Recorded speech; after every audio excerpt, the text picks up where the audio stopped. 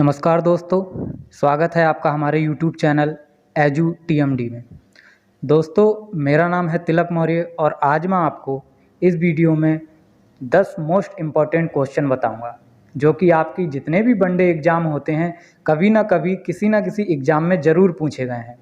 अगर आपको लगता है कि आपकी तैयारी कंपटीशन एग्ज़ाम के लिए बहुत अच्छी है तो प्लीज़ एक बार इन 10 के 10 क्वेश्चनों को ज़रूर हल कीजिएगा।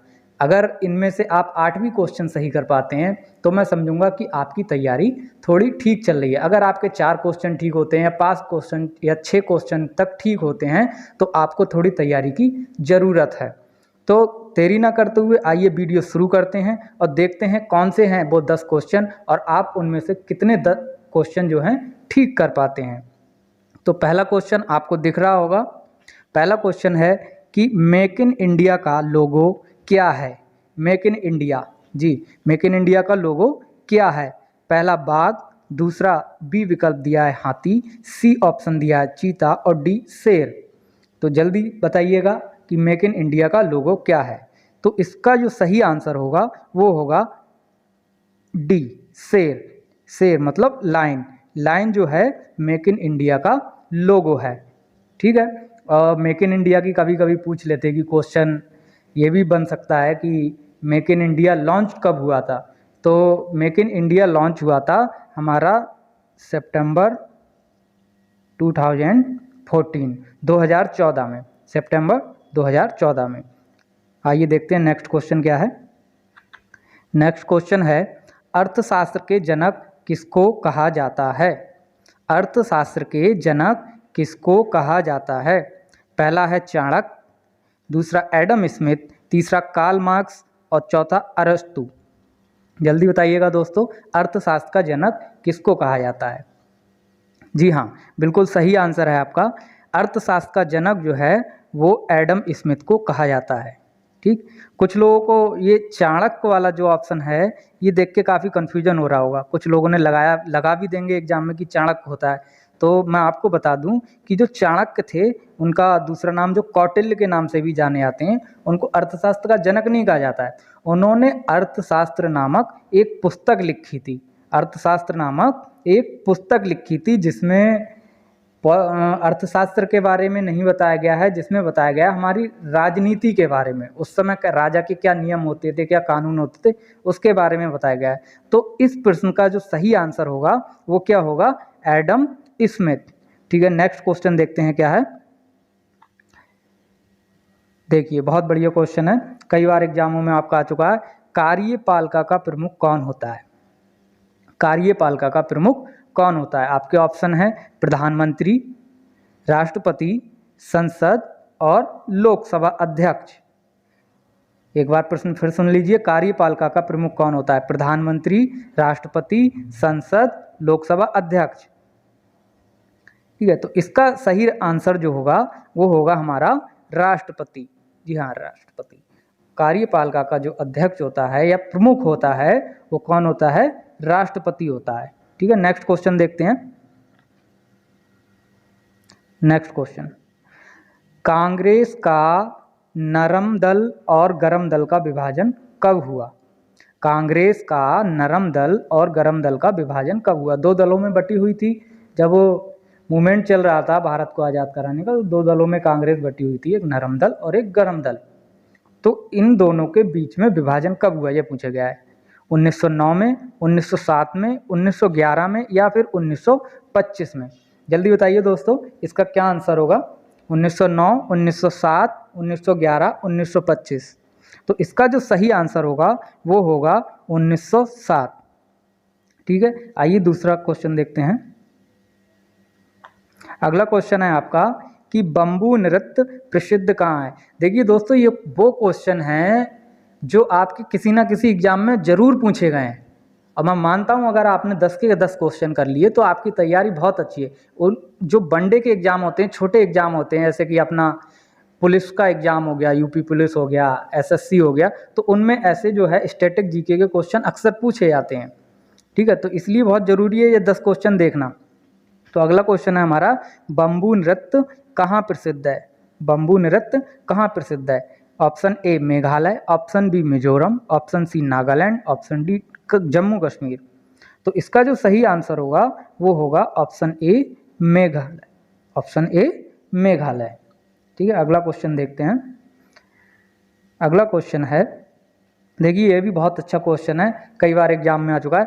हिंदी भाषी भारतीयों का प्रतिशत लगभग कितना है? हिंदी भाषी भारतीयों का प्रतिशत लगभग कितना है?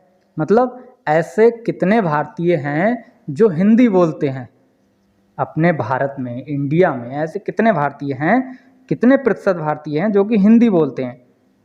आपको पता होगा मोस्टली लोग जो हिंदी हैं वो नॉर्थ इंडिया में बोलते हैं। ठीक है, तो उसमें ऐसे कितने परसेंटेज है जो हिंदी भाषी कहलाते हैं? 50%, 60%, 40% या 55%? तो इसका जो सही आंसर होगा वो होगा आपका ऑप्शन सी 40%। 40% भारतीय ऐसे हैं जो कि हिंदी भाषी भारतीय कहलाते हैं या फिर वो हिंदी भाषा का प्रयोग करते हैं बोलने में। अगला क्वेश्चन है आपका कि गौतम बुद्ध के गुरु कौन थे? देखिए बहुत ही सरल क्वेश्चन है, बहुत ही इजी क्वेश्चन है। आपको कई एग्जामों में जिन लोगों ने एग्जाम दिए होंगे उन्हें देखने को मिला होगा कि गौतम बुद्ध के गुरु कौन थे?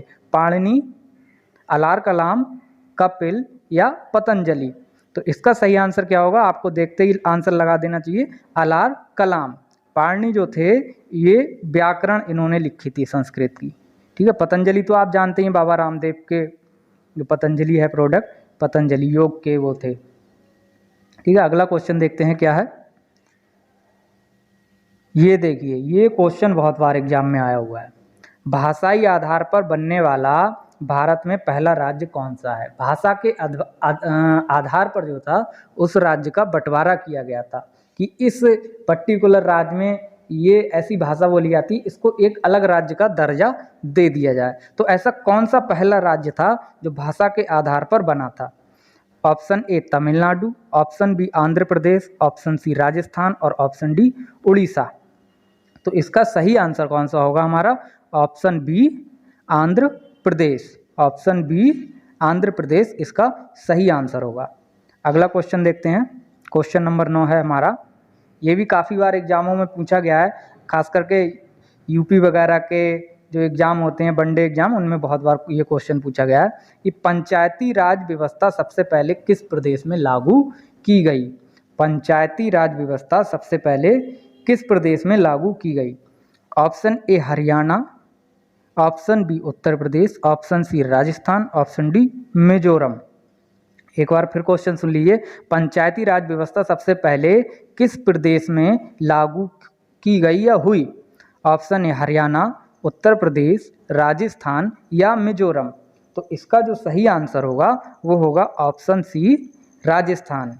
ठीक है, राजस्थान में 25 अप्रैल 1993 में सबसे पहले पंचायती राज व्यवस्था लागू की गई थी। कब की गई थी लागू? क्वेश्चन ये भी बन सकता है कि कब लागू की गई थी पंचायती राज व्यवस्था? तो 25 अप्रैल 1993, 25 अप्रैल 1993 में ये हमारी नागौर जिला है, राजस्थान में नागौर जिला है एक। ठीक है, ये भी आपको याद रखना है कि नागौर जिला है उसमें लागू की गई थी और 73वां संविधान संशोधन के द्वारा लागू की गई थी। कभी कभी इससे ये भी क्वेश्चन पूछ लेते हैं कि किसकी सिफारिश पे ये ऐसा अधिनियम आया और पंचायती राज व्यवस्था लागू हुई, ऐसी कौन सी कमेटी थी?